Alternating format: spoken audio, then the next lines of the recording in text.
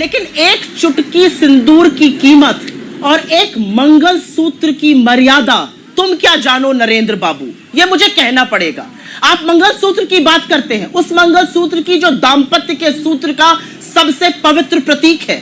आप बात कर पाएंगे उन 20 जाबाजों की विधवाओं से जिनके लिए आपने गलवान में कह दिया कोई घुसा हुआ नहीं था? उनके मंगलसूत्र का जवाब दे पाएंगे? 700 किसानों की विधवाओं के मंगलसूत्र की बात का जवाब दे पाएंगे?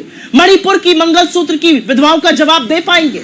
इस देश में जो गरीबी और बेरोजगारी के चलते औरतें अपने जेवर और मंगलसूत्र गिरवी रखकर घर का भरण पोषण करने को मजबूर है, बच्चों को दवाई और पढ़ाई करने को मजबूर है, उनके मंगलसूत्र का जवाब दे पाएंगे? दे पाएंगे इस बात का जवाब कि इंदिरा गांधी ने अपना जेवर इस देश पर न्यौछावर कर दिया जब जंग हुई? और दे पाएंगे सोनिया गांधी के मंगलसूत्र का जवाब जो आज इस देश में वैधव्य झेलते हुए एक ब्याहता के रूप में ज्यादा वक्त गुजार चुकी हैं? किस तरह की बातें करते हैं? आपने ब्याहताओं का अपमान किया है। और अंजना जी, आपने एक बात कही कि ऐसे लोग जो आते हैं गलत बात करके चले जाते हैं। मुझे लगता है व्हाट्सएप अंकल जी, मोदी जी इस समय बीजेपी की सबसे बड़ी लायबिलिटी बन चुके हैं। बीजेपी वाले खुद उनके बयान सुनकर स्तब्ध है। मोदी जी ने जो हेट स्पीच, जिस तरह की भाषा का प्रयोग एक समुदाय के लिए और इस देश की ब्याहताओं के लिए किया है, उससे भाजपा खुद शर्मिंदा है। जिस तरह की उत्तेजना लोगों में देखी गई है, जो फेंस सिटर्स थे, जो भाजपा के समर्थक थे, जो कह रहे नहीं प्रधानमंत्री ऐसी भाषा नहीं बोल सकता, यह सर्वथा गलत है,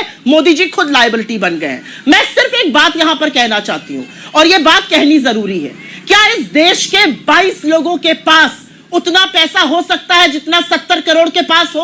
क्या इस देश की 1% आबादी के पास उतनी संपत्ति हो सकती है जितनी 40% के पास हो?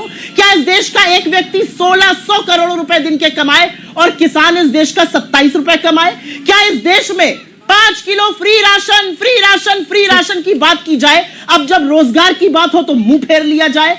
असलियत यह है कि आप इजराइल और पैलेस्टीन की बात करते हैं। आप मेरे देश को इस कगार पर ले आए कि उत्तर प्रदेश से लेकर हरियाणा तक के युवा लाइन में लगकर युद्ध क्षेत्र में जाकर नौकरी करने को मजबूर है क्योंकि आप उनको रोजगार नहीं दे पाए। किस मुंह से आप बात करते हैं इजराइल और फिलिस्तीन की? अगर दम होता, अगर मोदी जी ने कुछ किया होता 10 सालों में, तो बजाय हमारा मैनिफेस्टो का दुष्प्रचार करने के, मोदी जी डंके की चोट पर अपने मैनिफेस्टो की, अपनी चीजों की, अपनी उपलब्धियों की, अपनी रणनीति की बात करें। के साथ जुड़ने के लिए सब्सक्राइब करें और बेल नोटिफिकेशन दबाना ना भूलें।